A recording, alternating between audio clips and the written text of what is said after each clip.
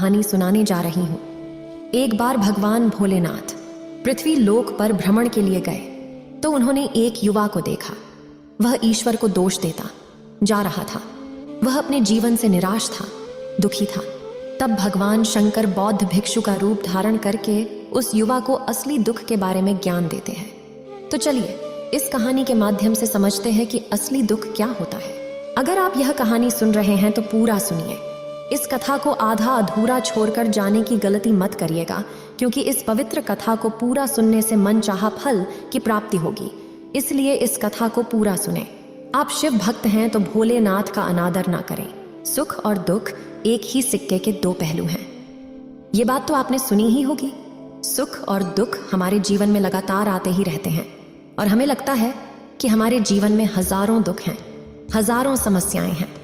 लेकिन अगर आप वास्तविक तौर पर देखें, अगर आप इस बात को अच्छी तरह से समझें, तो आप ये समझ पाएंगे कि हमारे जीवन में केवल एक ही दुख होता है।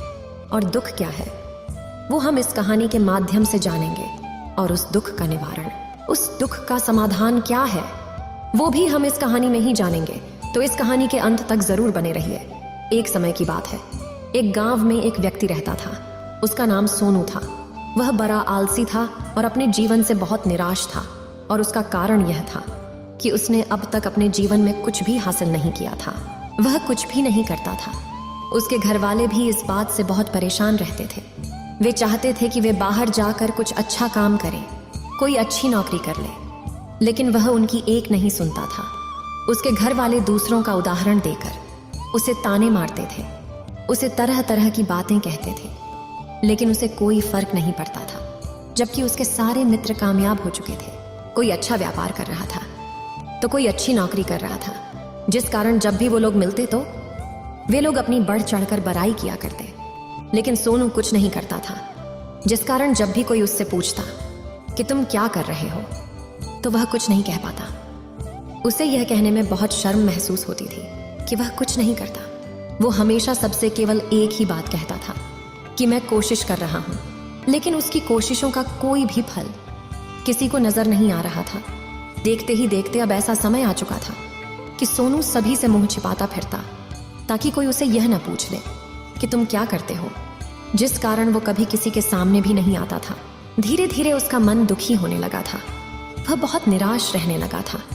उसे अब ऐसा प्रतीत होता था मानो वह इस धरती पर बोझ है, जिस कारण वो अपने आप को बहुत अकेला महसूस करता, बहुत तन्हा महसूस करता। एक दिन तो उसके मन में ये भी विचार उत्पन्न होने लगे कि मेरे हाथों में कुछ नहीं है तो मैं क्या कर सकता हूँ। अकेले बैठकर वह रोता रहा और भगवान को दोष देता रहा। एक दिन छुपता छुपाता वह घर से निकलकर कहीं जा रहा था।